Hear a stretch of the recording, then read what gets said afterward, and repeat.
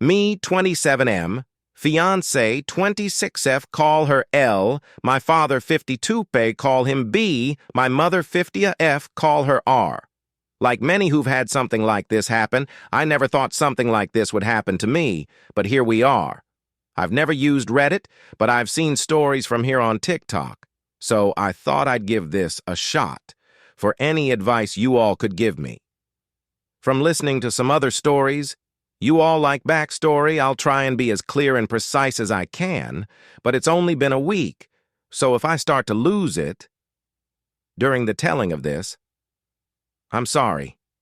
Elle and I met in her freshman year of college. We were both dorm in the same building where we eventually met.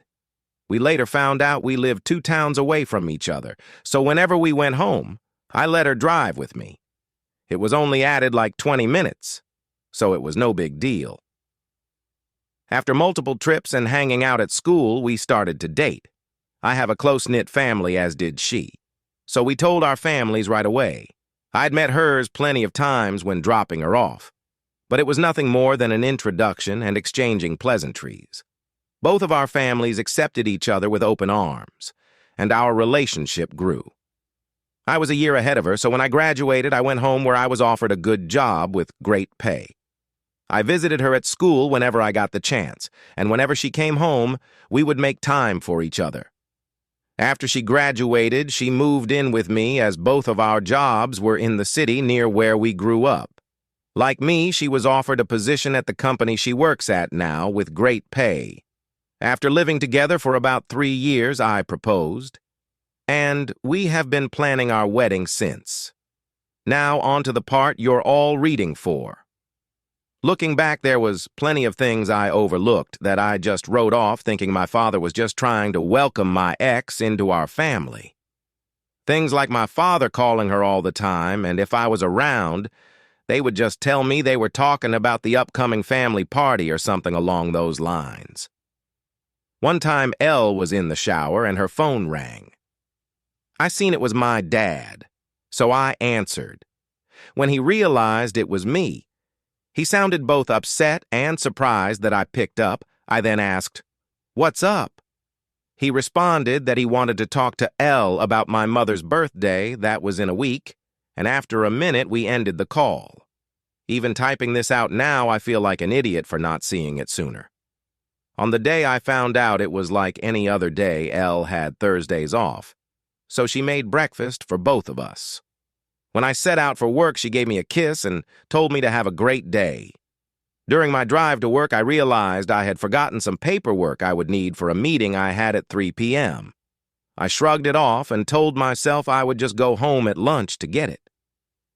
Elle texted me throughout the day, talking about all the casual stuff a couple talks about, like, "What do you want for dinner? I did the laundry. Do you want me to hang it up for you? Blah, blah, blah."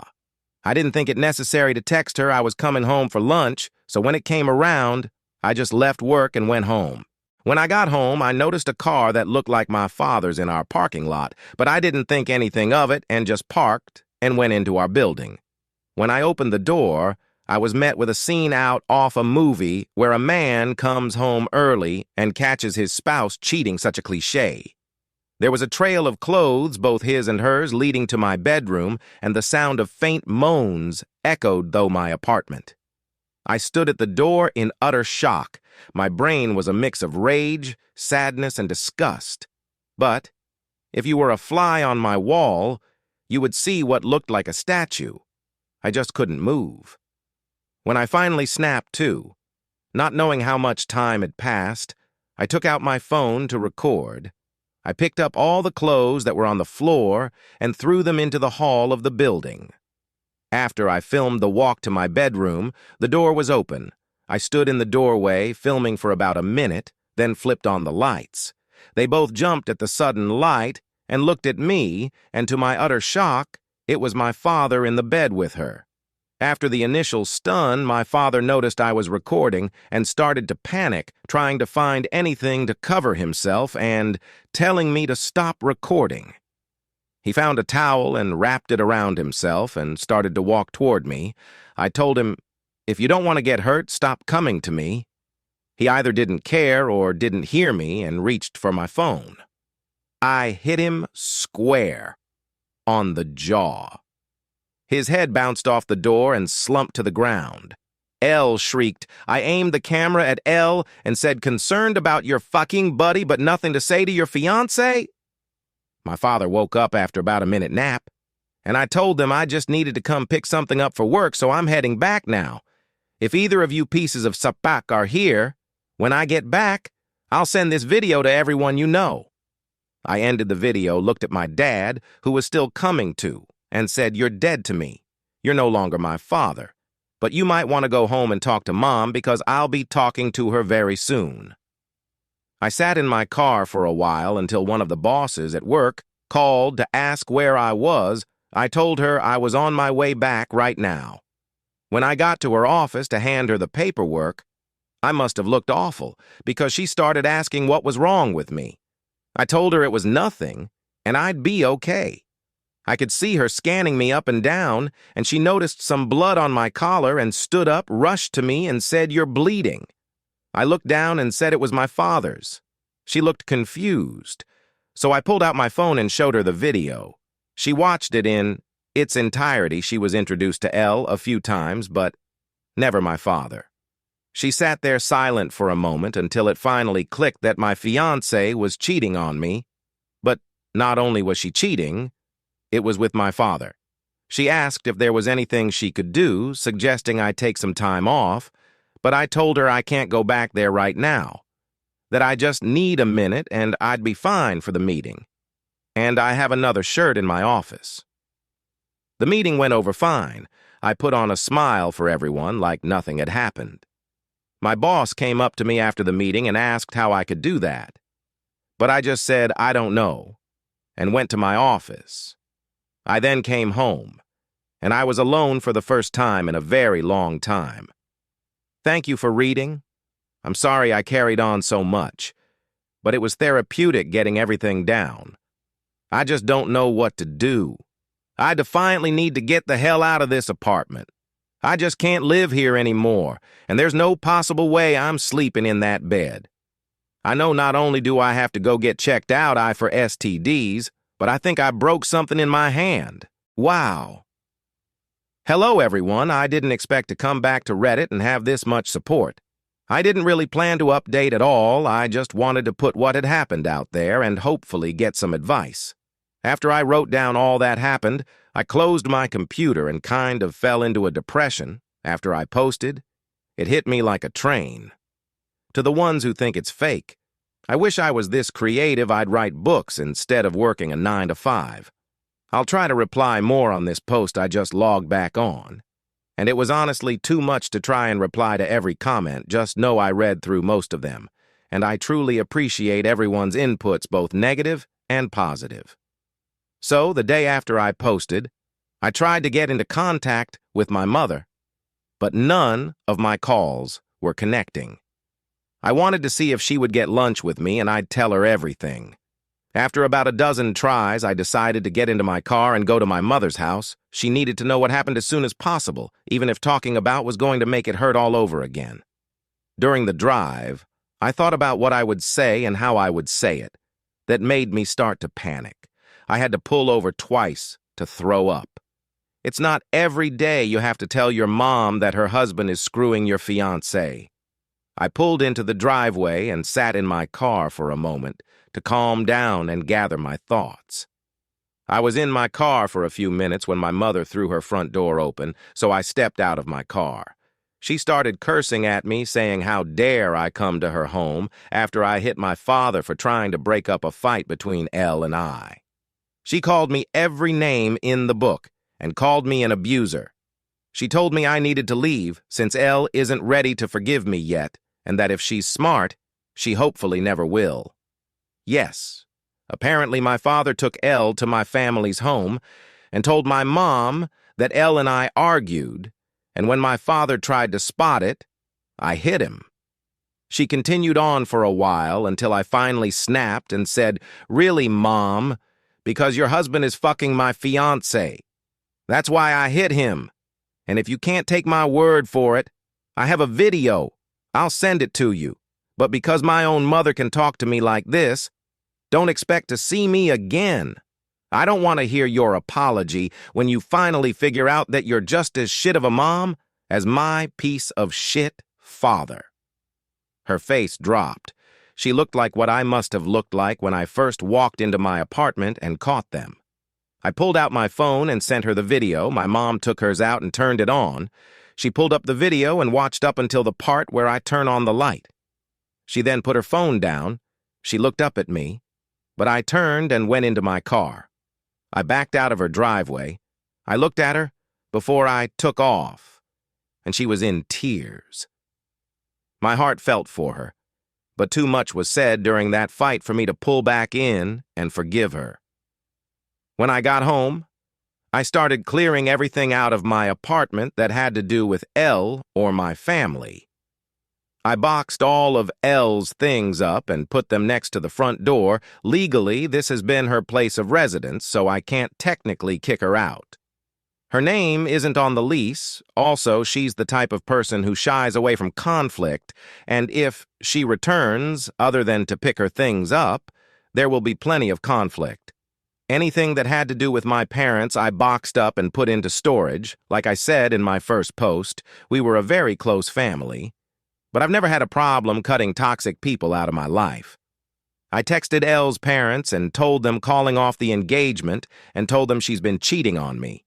I thank them for everything they've done for me. Our relationship was still building, but they were kind and supportive of me, so this just added more hurt to the mix.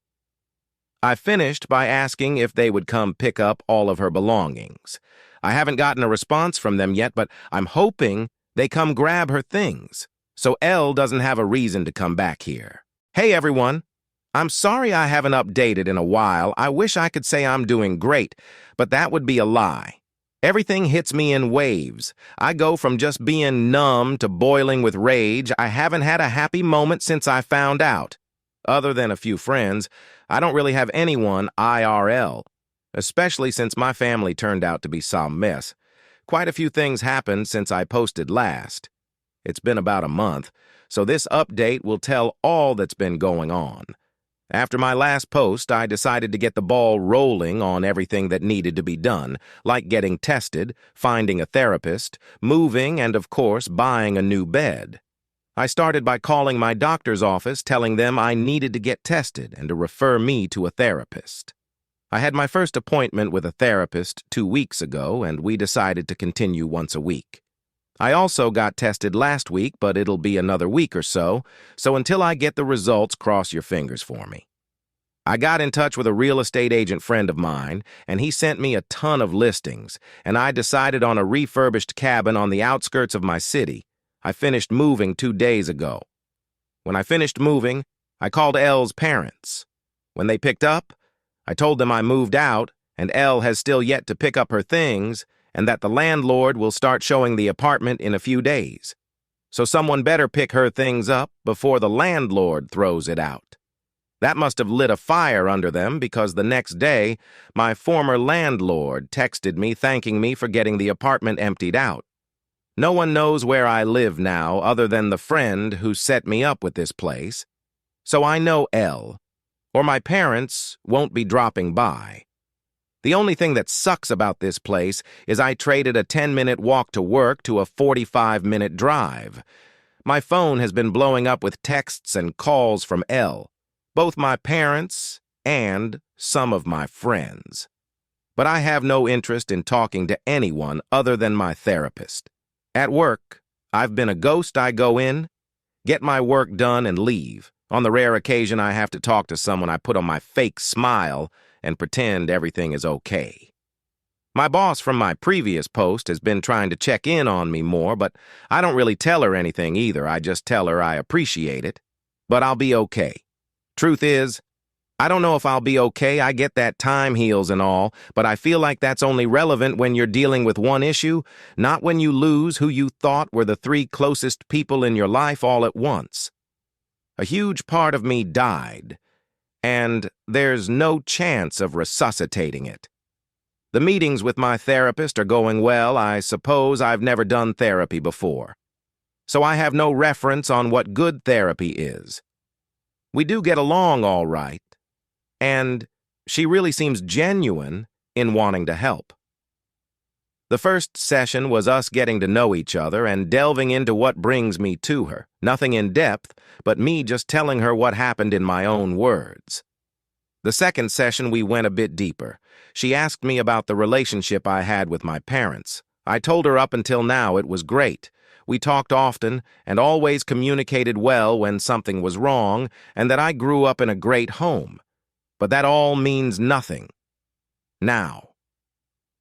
She asked why I cut my mother out of my life. I told her she said things to me I wouldn't say to someone I despised, then told her there's no way she can come back from that. At the end of our last session, I gave her the link to my page on here so she can read more about how I feel and what's going on in my head. I feel like it's easier to type things out than it is to speak it.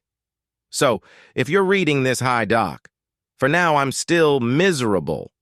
I thought I'd be okay by now, not necessarily happy, but okay. I know some of it is my own fault not communicating to my friends, but when I think about responding to them, it just seems so exhausting. I know they'll want to get together or come to my new place, but I just don't have the energy to be around them. Until I do, I'll work. Go to my appointments and sit on my back deck sipping on some bottom-shelf whiskey and try to enjoy this beautiful view. I haven't hunted since high school, so maybe I'll take that up again now that I can hunt from my back porch. Thank you all for reading this far.